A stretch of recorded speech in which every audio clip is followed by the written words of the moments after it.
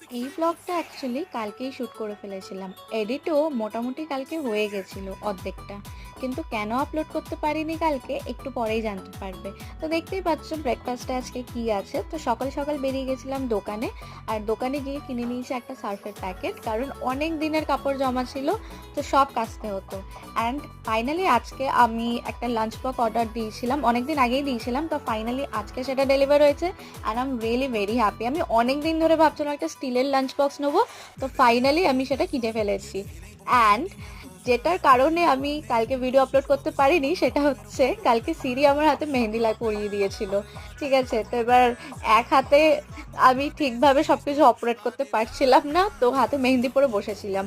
এই খাটটা দেখছো, খাটটা প্রচণ্ড মেসি লাগছিল, কি করে শুতে যাব। তো এক হাতে যতটা পেরেছি বিছনাটা পরিষ্কার করে নিয়েছি।